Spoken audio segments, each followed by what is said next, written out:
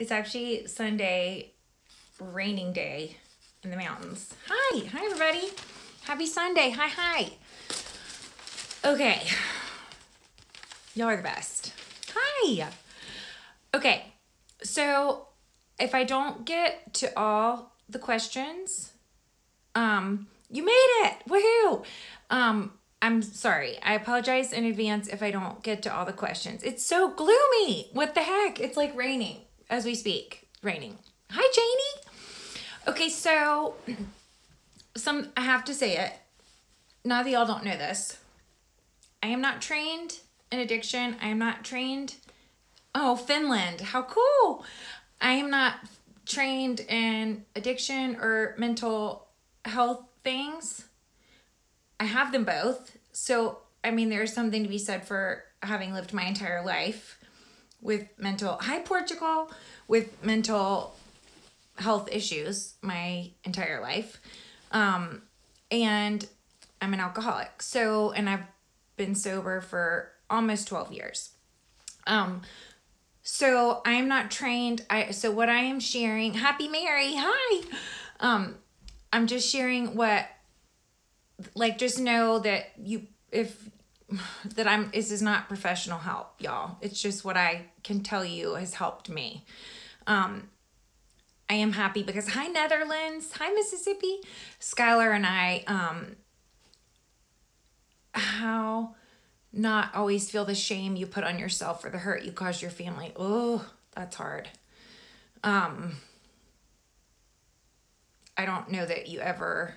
Hi, Rebecca. You're gorgeous. I love you. Okay, let me just say one thing, Skylar. Really, I would have never shared my story probably openly. Love you, Becca. But Skylar is the one that was like, Mom, you should be proud of yourself. Like this is a big, he always says, this is a big freaking deal. So you should be proud of yourself. You should share your story. And I'm like, oh, okay, fine. I'll share it.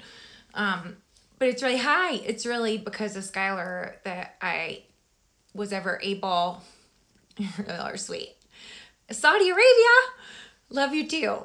That I was really ever able to kind of come to grips with sharing it. And anyway, so I share a lot, and that was Skylar, just like the joy of it. So like he is always like so proud, which that truly I can say as far as the like shame thing, I was all about the shame. I was wallowed around in it. And I've told y'all before, well, I feel like one thing I know is how effing hard it is to stay sober. And so I really am proud of myself because our children save us. I mean, he saves me on the regular today. I mean, he's saving me every freaking day. Sorry. Sorry. But I had not fully let go of the shame because I've told y'all when we moved to Richmond, I was like, yay. I mean, it wasn't like I was secretive about it in Florida, mostly because I was in my freaking hometown and everybody knew. So whether I wanted people to know or not, everybody knew. So I'm kind of like, well, okay. And I've said before too, y'all are sweet. Y'all are sweet. I am okay sharing. I mean, it is hard to share. I cry every time, but it helps me too. And what I don't trust this freaking disease is dangerous and it is sneaky as shit. And I don't know that I'll ever really trust myself. Hey, Malone, love you. So having people around me know that I can't drink is really important because just in case for a minute I go down whatever aisle in Publix, the fact that I don't know the aisle anymore is actually pretty incredible. Because anyway, y'all are sweet. Cunning, baffling, powerful. This disease is cunning, baffling, and powerful, and it is. And so having people around me know that I'm not supposed to drink is a good thing for me. I feel like it protects me. I do everything I can to protect myself from myself because I am truly my worst enemy. It is. I am it's exhausting because you have to watch your back the whole time. I am constantly not trusting myself. I mean, I even now, like, you see this stupid freaking commercials, and it's like, look how cute they are on the dock watching the sunset with this glass of wine. I was cute like that, but I forget that then I peed in the bed that night. And that's a true story. I mean, it's kind of funny, but it's like not really funny. So, like, I don't remember, you know, the stuff I did blackout drunk. It's easy to like romanticize it. I'm not ignoring the question about my husband. I can only deal with certain amount of things at a time. So he's doing okay.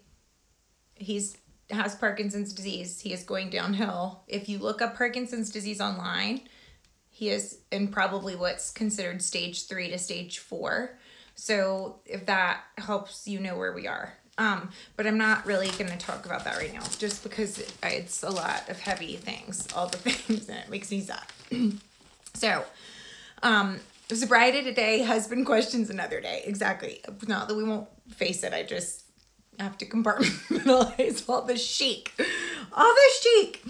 Okay. So, one thing I will say that is something that you should do before you get backed in a corner, is find the thing, whatever the thing is. And I'm sorry if I repeat myself, because I know that I do, but I've told y'all before, I have this distinct visual of when Skylar came to see me. I think it was the second time at rehab. I mean, this is the stuff that's so hard for me to talk about. I don't think it'll ever not be hard. All right, hold on. And there was like this courtyard that we would go. Of course, it's all fenced in, walled in, like, and it was Easter. And so my mom and dad and John and Skylar came, and we hid Easter eggs in this walled in courtyard. And Skylar, little blonde head, was like picking all the Easter eggs. And I was like, this can never happen again. His little blonde head. And he was like so happy to be there, but I just thought, okay, I can either collapse in on myself over this, or I can build on it. And I'm sorry, y'all know I'm gonna cry. You know, I can't do this without crying, but it's because I love y'all and I hope it helps. It's how I can, like, justify that pain that I caused him and caused me and caused my family. And so I guess that is partly how I deal with the guilt and of that. But anyway, I remember sitting in that courtyard being like, okay, you feel like the only way you can deal with this is to, like, probably drink a whole bottle of vodka. And you can't do that.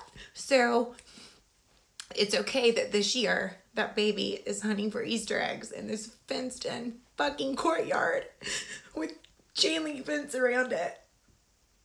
But it's not going to happen again. And that's how you move forward. Like, you remember this moment right now, and you put it right next to your heart. And that is where you go every time you think you want to buy a bottle of Chardonnay at Publix. I didn't only buy stuff at Publix. Oh, you passed my phone. Is it Sheila? So, I mean, listen, I'll buy box wine at 7-Eleven. I'll drive through and buy tequila in the drive through. So I was not a snob at all. 16 years sober, right? You still don't forget rock bottom. Oh, bless. Okay. So I'm just telling you, I keep that picture of Skylar in my head, because that kid did not deserve that. He probably doesn't even remember it like I do. I mean, he might now, because I think he knows that that's a thing for me. But I just seriously was like, you're never going to forget this, because we're not doing this again. And the only way to fix this is to build up from it. And Skylar will never be behind a chain link fence looking for Easter eggs. We're not doing this again, ever. And so that, even now, I'll be like, you know what? I could probably just have a glass of wine. I don't think I would fall back down that slippery slope. Bullshit. Let me tell you something. It would be dark and ugly in a hot minute. In a minute.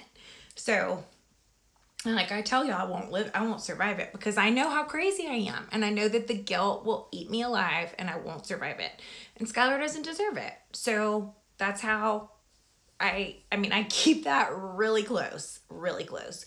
I also missed my niece's second birthday, my niece Ava Jane, and I was like, same thing. Okay, you can collapse in on yourself, or you can make really fantastic Barbie cakes from now until she's married, which is really what I still do. So I just decided those are the things. Like, remember that you weren't at Ava's second birthday party. And I've never missed another birthday because I'm like, hellfire, I'm going to be at that girl's birthday party because I missed the one. Okay, I was in the facility for, I think it was 6 weeks. I had the family intervention. I stayed for about 4 days in the mental hospital close by till they, love you, Malin. Love you guys. We can never safely drink. I mean, never. There is no safe thing in alcohol for me. There is no safety. It'll be done. So it is sweet because Skylar is so good. And what I was going to tell you, now I forgot what I was talking about. Oh, I was answering a question about that. Okay. About 4 days, I think, in the mental hospital. Then I went to Gainesville, Florida, which is where University of Florida. It was about an hour and a half from my hometown. Shands Hospital is the University of Florida hospital, and they have Diet Coke over alcohol. Don't worry, Diet Coke and lipstick. Yeah, it's fine. It's fine. They don't have rehab for lipstick. It can't be bad. They probably do. They? Don't tell me. I don't want to know. So then I was in that place in Gainesville, an hour and a half from my hometown for like 6 weeks. I think it was about 6 weeks. And if anyone, like, I hope eventually to be able to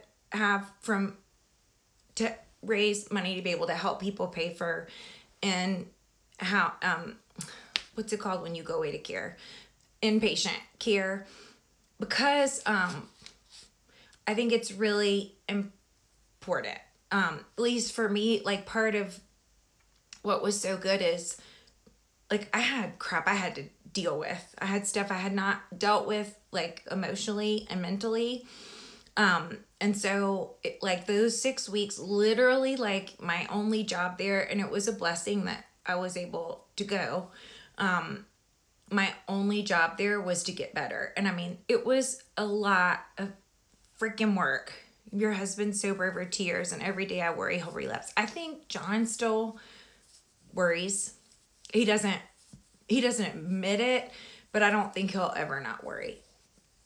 I only went to rehab the one time, and it was 6 weeks. I mean, literally, your job there is to get freaking well. You have to talk about stuff. You have to write stuff out. I've never read those journals. I don't even want to. I don't think it would be good. I just don't have any desire to see what I wrote. But a lot of it is just talking about the things you did that you feel regret for and feel bad about, and kind of getting that shame stuff out. And it was meditation stuff and, tools for just coping with stress. Because, and I've said this to you before too, almost harder than not drinking is, almost harder than not drinking is not getting myself backed into a corner where I feel like the only way I can cope is drinking. So that is hard. That's really hard because I have a hard time saying no. I take on too much. I'm a perfectionist. I'm really self-critical. I know all these things about myself. So my entire life was patterned that way. Oh, I'm sorry. My whole life was patterned that way. So even now I'm like, oh, you have to say no. You have to say no. to that committee and know not only like, because my promise, oh, I'll not only be on the committee, here, let me run the committee. You know what? Let me be the committee. Oh, and it was good last year. Just wait. Because y'all ain't seen how I'm going to do it with a theme. Just wait. But that is dangerous for me. And I know it seems kind of bleak to talk about it like my life depends on it, but it is the God's honest truth. And it sounds kind of overly dramatic to link me saying no to a committee to not dying and being there for Skylar and hopefully seeing grandkids someday, because I need to be a glammy. That has to happen. Skylar's like, Mom, you know you're going to be a grandma. I mean, is the Pope Catholic? We already knew that. Okay, so it is truly where I'm like, okay, you know what? It's not a big deal to be on that committee. I mean, this is literally, I'm talking about like just a committee at church where I'm like, sure, I'll do it. And I'm like, okay, do you want to see your grandchildren? Do you still want to be here for your son and your family and your loved ones and your best friend? Yeah, you do. So you're going to actually, so pigs fly. Jane, let's talk about the pigs flying later. Okay, I have some bad news for you about the pigs. Okay, I'm not even reading all the questions that y'all sent me. I'm just rambling. Okay, but I love you. Okay, let's read this. Well, I kind of just answered this one, so let's do another one. And again, let me say one other thing. Everyone is different. Like, grandkids need to take over the Netflix legacy. Exactly. So I'm trying to read these and answer and still be helpful. Okay. So I'm not ignoring y'all. I'll try and watch these back and respond to you personally if I can. Okay. Hi, North Carolina sober sister. Whoop, whoop. 9 years, girl. Okay. So wait, what was I just saying? I was just saying that I'm not sure that I'm answering some of these appropriately because these are hard questions. And also, like even in my own recovery, especially early in my recovery, I'd be like, this is going to work. This particular thing I'm doing is working. The next day I'd be like, that shit doesn't work and I'm so mad or whatever. And like some of you ask about how to deal with like your loved ones. And the crazy thing is, that's a hard answer because like poor John, there would be days where like whatever he would say or do, I'd be like, babe, you're so right. I'm so blessed to have you in my recovery. And then other days where I'm like, you mother scrubber, if you ever say that again, I swear I will burn this freaking house down. Okay. So the main reason I'm answering it that way for y'all is to say we need Jake. I don't know how to answer how to deal with your loved ones because recovery is freaking crazy. And I was like a bipolar person in it because I was so angry, like coming home. I've told you this before, I cannot tell you how many times John would be like, I'll pick the best your favorite restaurant. We're going to go. And I mean, we would go, I would be angry getting ready. And I'm trying to be like, okay, you're being crazy. Be grateful that you have a sweet husband, trying to take you on a date, trying to do deep breathing. But I was so angry that we were going to go to this fun restaurant and I couldn't drink. Like, why do people even eat out if you can't drink? I'm not kidding. This is a legit question. Anyone? Bueller? So I'd be like, God, please help me not be ugly. And I promise, I cannot tell you how many times we would go sit down at the restaurant and I would be almost like foaming at the mouth, like coming out of my skin. I couldn't sit. And I'm like, I'm out. Bye. And like, he would order the food, leave cash on the table, and we'd leave or take takeout. I mean, I could not pull myself together to even go out to eat in a restaurant. And that was for a long time. And I kept thinking, okay, one of these days I'm going to be, now I can. I still get a little angry. I mean, I still have anger issues about it. Hi, Janelle. I mean, I'm pissed about it. I am.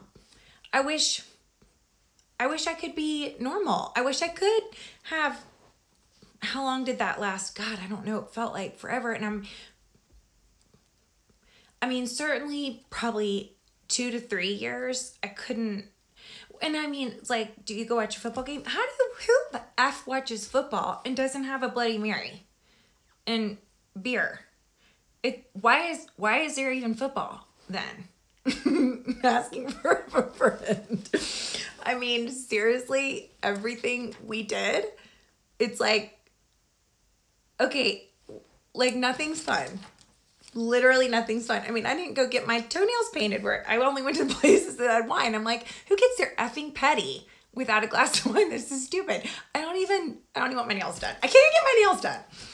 So it has taken me a while. I mean, I still have anger issues with that. And I mean, I know on the regular, like girlfriends that get together for like, you know, taco night, which really means margarita night. But I mean, that's all it was for me. It's so good to have an exit plan. I mean, I kept an exit plan. I mean, I hardly got in the door before I turned, you know, Janelle, you know, I mean, I'm out. Bye. So poor John, I cannot even tell you how many dollar bills he left on dining tables that we left. I'm like, F it.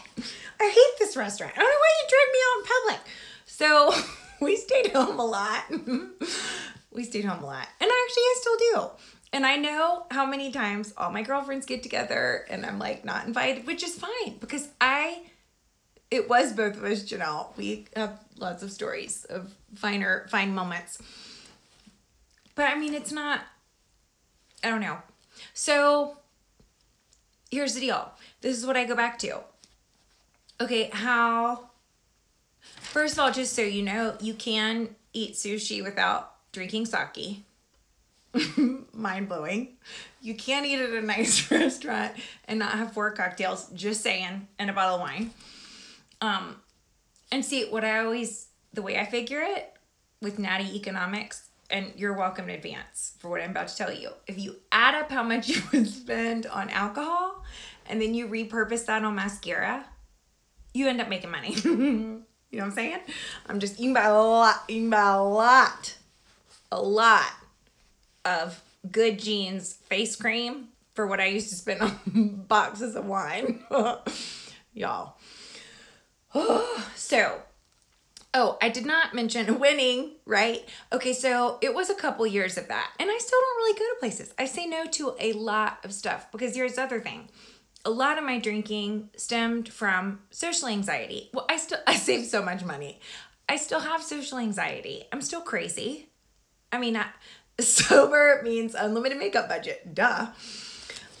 So I'm still crazy. I still get social anxiety. I still have like mild panic attacks when I go do almost anything. It's kind of sad. And I feel like, I will say, I think as I've gotten older, I've become more introverted. I'm okay with that.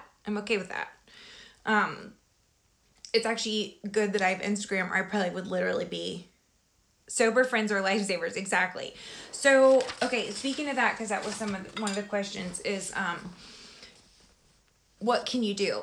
So my best friend, Sarah, who is like major lifeline and has been for a bazillion years, I don't think I've ever seen her drink alcohol. And like, she loves wine. I know she loves wine. And I know she and her hubby drink wine because she's normal about it. She will not freaking have a glass of wine with me there. Like, and we go to things together. I mean, she's like the only person I do things with. And she just is like, I just don't want to, which of course, as an alcoholic, I'm like, what is wrong with you? Like, I love you, but I can't say I would not have had a glass of wine because I'm crazy.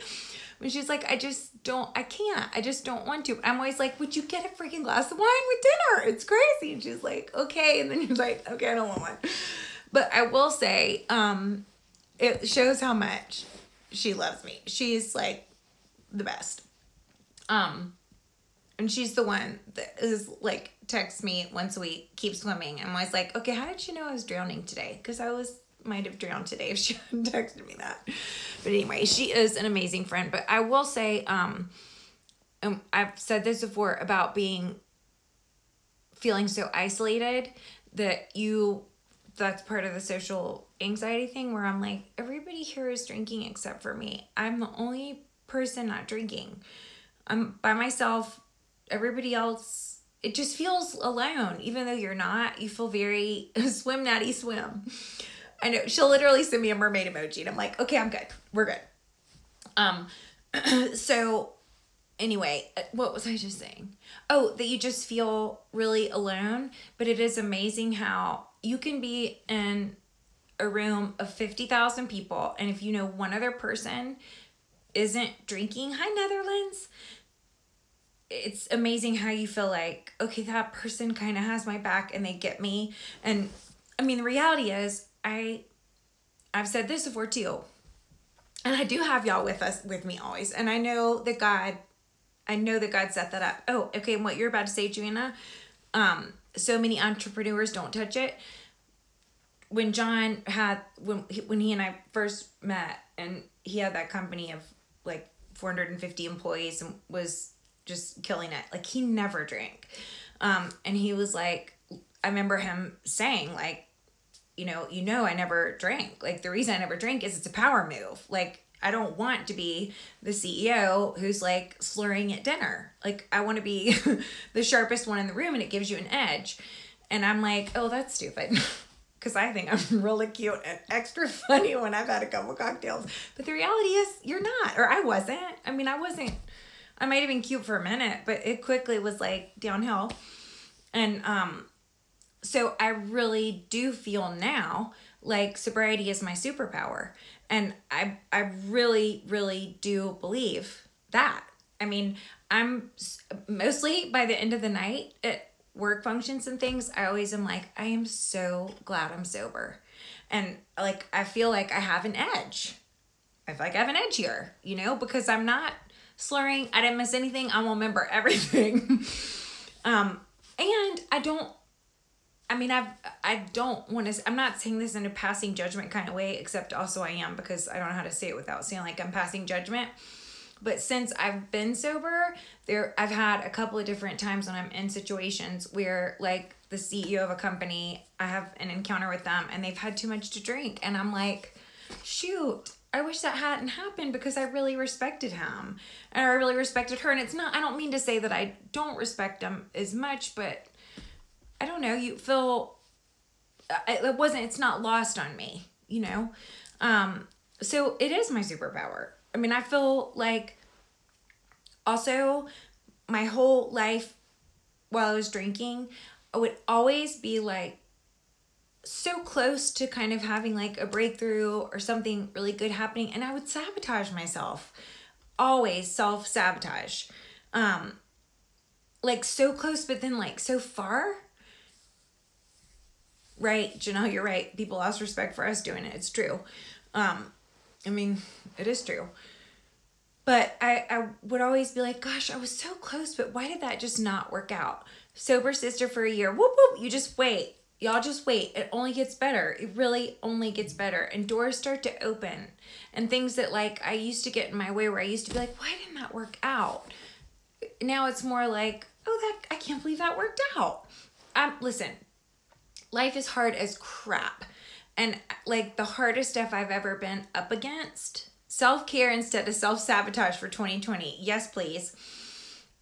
The hardest things I've been through have happened since I've been in recovery.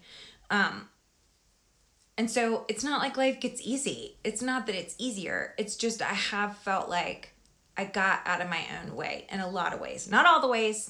Y'all know that. Yeah, it is it's funny how when you're sober and then people that are drinking too much. Well, also it scares me. Hi, Brad. Like my favorite Instagram account right here. Oh, you're sweet. Back at ya. Like I can't remember. What was I just saying? Sober is sexy, right? But anyway, so I'm not saying that doors actually open, but I think it just helped me get out of my own way. In a lot of ways. I mean, I say that, and you people see me hit my head against the wall 15 times a day. So there's that. Okay. Here was another question I had. And some of these are like hard. So in the last couple weeks, and I think probably a lot of it has to do with just the fact that it's the holidays, because the holidays are freaking hard. I've had people, 2 different followers have really close friends who self-care over self-sabotage, right?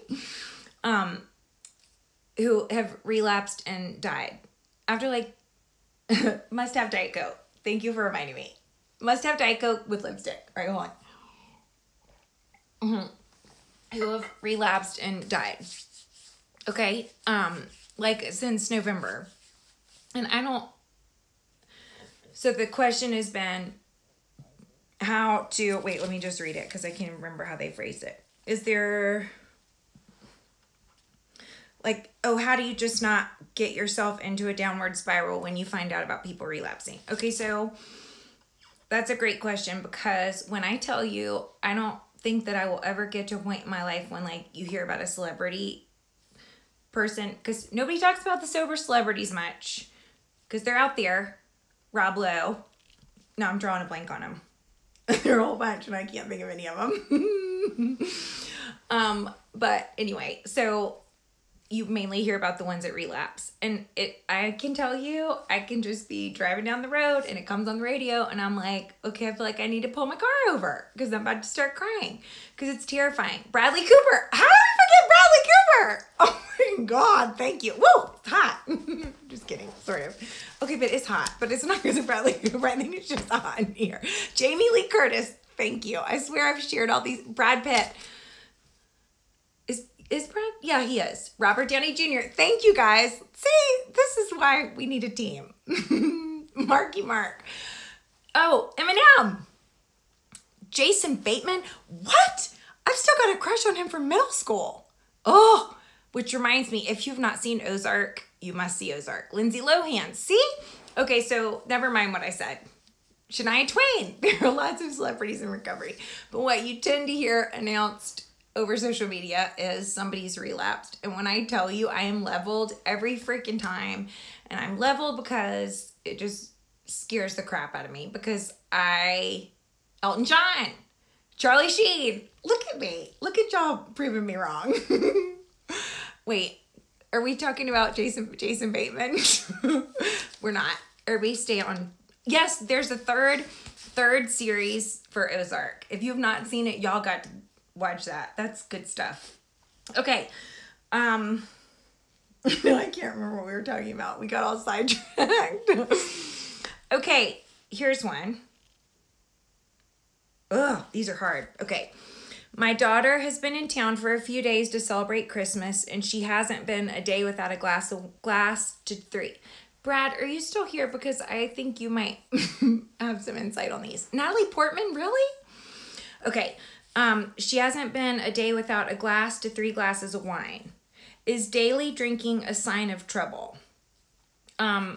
Is there any way to talk about it with her in a non-judgmental way to express my concern?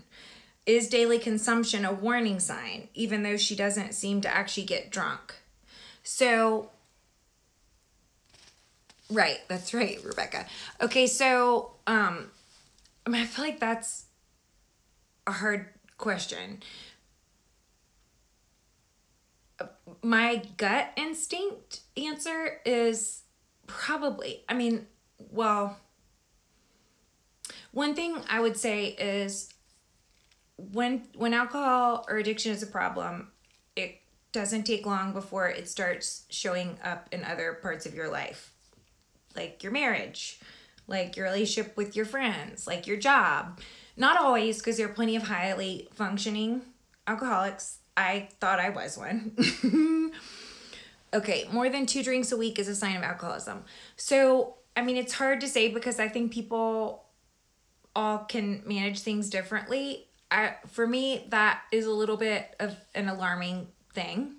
And I feel like I don't know how to tell you to answer it because, how to address it, but I can tell you, I would say if somebody has a problem and you kindly, lovingly approach them about it, their reaction would tell you a lot. Because I feel like when I was drinking, if you had mentioned that to me, I'd probably punch you in the face. People who don't have a problem, like my best friend, would just say, oh, you know what? You're right. I probably am having too much. So in a way, talking about it probably is an important thing. Also, just as a mama, I know if you're feeling some concern, I just think mamas have like an internal compass. And I always have felt like with Skylar stuff, if I feel like something's wrong, I feel like that's God's way of telling me, I don't care what other people say. Like, I'm the mama. There's a reason in my gut something doesn't feel right. So I'm going to trust that. And I'm going to stop trying to, have all this other static around me. I haven't seen mom. Is mom good?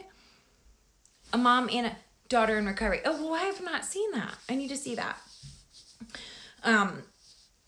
But I would say, just as a mama, if you are asking those questions, you might already know the answer. And I hate that. But I'm sorry, but I think that that's probably true. Okay, I'm going to watch mom. Okay, so do you know what I'm saying about that? Like, and I mean, as a mama, and I was a single mom, so I oftentimes would be like, I don't have anybody to bounce this off of. But I just got to where I was like, you know what? I know how much I love that kid. And if I don't feel right about it, I'm not going to apologize for it. There he goes. He's so cute. He's going for a run. He's so cute. Okay. Wait. What was I talking about? Okay, I'm dying to see mom now. But I just got to the point where I was like, I don't know who to bounce this off of. All I know is I don't feel right about it. And I'm not going to apologize for it. And I'm not going to explain myself for it. I'm a smother mother. That's your answer. So I would say, as a mama, trust your instincts on that. And I also can say, as a mama, I wouldn't be able to sleep without saying something. So he's 7 feet tall, cute. He's so cute. He hit his head at church. Bless. Oh my God. Bonnie Raitt. Oh, I love her. Y'all are giving me life. Now I feel like I had all these people I was missing that are fantastic. Okay, y'all, this one's hard. I don't know how to deal with this one. How to behave around someone who relapsed and was drunk at Christmas dinner. I'm in knots inside and out. I mean, I don't know what to say about that. I feel, I shared that TED Talk that somebody sent to me this week, the guy that was talking about addiction and that rat park and creating a loving environment and the gist of that TED Talk was the opposite of addiction is not recovery. The opposite of addiction is community. Well, I loved that. And I loved that I think it was Portugal. I mean, can I even remember my own information that I share with you guys? Not really. The gist. I'm all about the gist. We get the gist. And that TED Talk to me was really, really, really insightful and kind of hopeful. And I love insight and hope. So I'm all about that. But I had got 2 different messages about that TED Talk. Because basically what it was saying is addicts, this was a study they had done in Portugal where they took the money that they were spending on incarcerating addicts and punishing the bad behavior and repurposed that and used that same amount of money towards, thank you Portugal, towards getting those people like loans for small businesses and connecting them with their community. And that really 50% of their overdose rate went down by 50% or whatever. You know what I'm trying to say. And so I got a message from somebody who grew up in Portugal that said that everybody growing up had to watch that TED Talk in school, and that since then there have been some studies. Oprah Winfrey?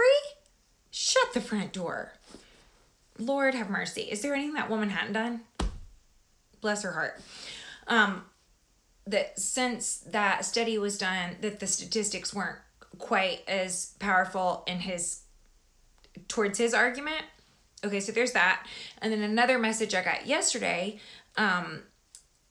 was from somebody who has, I think, alcoholic parents and has had years in Al-Anon, which Al-Anon is for family members and loved ones of people who have loved ones that are addicts and alcoholics. And sort of the gist of Al-Anon is you have to sort of separate yourself so that because addiction is effing crazy, and it is hard to love an addict and not kind of get sucked in and sucked down. And you have to sort of forgive yourself and separate from it more, as opposed to, oh, sorry, but Oprah loves tequila. She's not sober. I love tequila too. I really love tequila. Oprah was drinking wine at Gail's party. Gail doesn't drink. Okay, well, now we know. Inquiring minds want to know. Okay, but what the guy on the TED Talk was saying is that, like, loving, making sure that the addict knows that they're loved and all that good stuff. And the person that was saying they've been in Al-Anon said they didn't appreciate that, put the responsibility back on the loved ones. And that it makes you feel as a loved one like, well, if I just loved them more, because that's not a thing. And I mean, when John first started talking to me, we were married in December and I was in rehab in February. So like I said, we had a real quick honeymoon, a very quick honeymoon period. And then I was shipped off, but, okay. So we know that's good. So Oprah's but Oprah's normal about it. So we're fine. Oprah can do no wrong. Now we know she's fine. It's all good. Okay. Fact checking. I hate fact checking. Okay. Wait, what was I just saying? Now I forgot. Shoot. Oh, shoot. I totally forgot it. Oh, but that it puts the responsibility on the loved ones that, like, if I just loved that person more. And I remember when John and I were first married, before I went to rehab, that one time for a month, that I don't remember. And that he had to change the sheets because I wet the bed half the time. What a freaking lucky guy. Luckiest guy ever. He would say, Natalie, if you love Skylar, you'll stop drinking. And I'm like, I will cut you. And I'm not kidding. About when he stole my fish. See, I'm not over it. I'm getting hot. On my honeymoon, he took the fish. My fish. It's hung in his office. It's not okay. Now I'm getting upset. I cannot get over that fish, y'all. What do we do? Okay. We all know. That's the main thing. We know. You know, and I know. One of those days, that fish is gonna be in my office. Whatever. Okay. He would say, if you love Skylar, you'll quit drinking. But think about the ring. He did give me cute ring. I do like the ring. Okay, that helps. I feel a little better. And he changed the beds. I'm still pissed about the fish, though. Okay, hold on. Wait, y'all get me all crazy. What were we talking about? Oh, he said, you're going to lose Skylar. And I'm like, I will effing punch you in the face. If you equate my amount of love to my son with the fact that I'm having a glass of wine, I will cut you. And in retrospect, it's like, that seems like the obvious thing. If you love your kid and you know you run a risk of losing your kid if you keep drinking, why would you keep drinking if you really love your kid? But I cannot explain how there is a true disconnect between I'm like, this has nothing to do with my love for Skylar. Pour me an effing glass of wine and get out of my way, because I love my kid, and don't think you can march up in here and say that there's any kind of lack of love for my kid because I need a glass of wine. I don't even know I married you, and now you stole my fish. Like I said, the luckiest guy in the world. What are y'all talking about? Sober bars. What? I want to go to a sober bar. Do they have junk food? I hope. What is there? Do they have Diet Coke? What do you have at a sober bar? I don't know if I can go to a sober bar. I feel like I shouldn't go to a sober bar. I already feel kind of annoyed about it. I don't think I'm going to go to a sober bar. I'm trying to think about it, and I don't think so. I think it's a cute idea, but I feel like I might get pissed off that I can't have vodka. So I don't think I'm going to go. I feel like it would trigger something. Me too. I feel like let's not and say we did. Okay, so here, you're asking about AA meetings. So all non-alcoholic cocktails, see, that's going to just piss me off. It's sort of like the fish. I don't want to go to a bar and you don't have vodka, and I don't want to pretend that fish isn't mine. Mascara bars, now that I'll do. Okay, wait, what the hell? Oh, AA meetings. Okay. So I really don't go to AA meetings.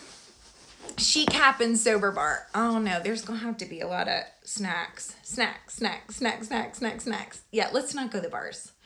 The fish on our honeymoon, my husband and I freaking love to fish. We went on a deep sea fishing thing and I hooked a fish and then he was like, here, I'll help. And then he brought the fish in and then it was his fish and now it's like hanging in his office and we never caught another fish that day. And I've really clearly never gotten over it. I tell about it in a podcast. I'm not mad. I'm not bitter. Whatever. It's on Patreon. What's that one on? I'll share it in my stories. I think maybe honeymoons are hard. It's like a problem. I'm not over it. Okay. A beauty bar. That I can do. Okay, honeymoons are hard. Thank you, Rebecca. Okay, so, what the heck okay, so I don't go to AA meetings. I will go to, it's not that thank you, honeymoons are hard. See, it takes a village. I mean, other than that, I don't have any major resentments, but that one's the problem. Okay, let's not talk about it anymore. So, blow dry bar, yes please. So I do not really regularly go to AA meetings. I'm happy to go to AA meetings, and like if somebody asks if I'll go to an AA meeting. Now, I will tell you, when Skylar's best friend Tyler drowned on vacation with us, Lover Bar, it was hard. And grief is scary. And actually even just, I had never listened to that podcast. The Tragedy is Hard. It was really hard to listen to that. I mean, that was really hard, and it brought a lot of that stuff back. And I'm even yesterday and today when I was running, I was like, okay, you're going to have to put this down. You're not going to go to the dark place with this because it's a lot. And I was scared because grief is the boss. Who was watching Tyler when he drowned? My dad and Skylar and Tyler. But it wasn't it wasn't because people were watching or not watching. It was an accident. But my dad was swimming. Skylar, my dad, and Tyler were swimming in the ocean and he drowned. But anyway, grief is a lot. And I had never experienced grief like that. I think grief with the layer of the guilt, and the pain of watching Skylar, it was a lot. So anyway, I didn't know what to do with myself. And I looked online for grief. I was like grief and recovery, sober and grieve, grieving and sober. And I really couldn't find anything to hold on to. And I was scared. And the thing about grief is like, I would be fine. And then I would be in like pumping gas and literally have to put the gas thing back and just pull away. I just would fall apart. And it would hit me out of nowhere. So I could write a book. It's a lot. Okay. Tyler's mom is great. She is so funny and we're good friends. Like we just did some stuff over Christmas. So wait, what were we talking about? I can't remember. But the grief thing was scary. And so I didn't know what to do with myself. And so what gives me strength? Skylar. I feel like Skylar deserves a sober mom and Sarah deserves a sober best friend and my parents deserve a sober daughter. And that's where I was initially in recovery. But I can honestly say now, I deserve a sober me too. And so it took me a long time to get there because I did not think that I deserved a sober me for a really long time. But I have gotten to the point where I believe that I'm worth staying sober for. So, and I guess I feel say it again. I feel some responsibility too in sharing my story that like, I want to stay sober for other people. Hi. He's so cute. He's so cute. I want to stay sober for other people to see people are staying sober too, you know? So anyway, it took me a really long time to get there, but it's not just now for Skylar. It is still always for Skylar, but it is also because I feel like I deserve the sober me too. Y'all are sweet. Y'all are sweet. We have to be accountable. And I need you guys. And I mean, I think God knew that I would need you guys. And I do believe everybody's higher power is something different. And I take my faith very seriously. And I believe that God did not mean for my life to end that way. I just believe that that was not what God meant for me. And so I think having some kind of higher power, feeling like something bigger than you, because recovery is so freaking hard. And I've had so many times where I'm like, I can't do this by myself. There's got to be something bigger that can help me. And I feel like I've leaned on God for that, where I'm like, literally when I say Jesus, take the wheel, I'm not kidding. Where I'm like, okay, I can't. So God, this is all you. If you're going to carry me through it, I'm here. I'm just going to show up and that's all I'm going to do. And you're going to carry me through it. And I still spend a fair amount of days that way. You're so cute. Y'all are so sweet. I freaking love you guys. I'm sorry if I'm missing some of these comments, but I do give myself some credit too. I do. I'm proud of myself. I mean, let me tell you something. It's hard and it's still hard. And the only person that knows how hard it's been is me. For me, the only human who really knows what it's like to fight through for your recovery. I mean, it is a fight. It is a fight. And I believe people in recovery are fucking warriors. Excuse my French, but warriors, capital W, capital F, capital W. You are a warrior because you are battling and you're fighting for your life. And that's really what it comes down to. So I am proud of myself because I know I've had to look myself in the mirror and fight. I mean, it does, you get stronger and then you're like, oh my God, did I make it? Did I wake up this morning and I'm sober even though I thought I was going to die yesterday? I made it. And you do it enough times and then you really start to feel like a warrior. And now I just say I'm a warrior because I like it. No matter what you say, you're the strongest person I know. Jane, I love you. That's because you're my kickstand, girl.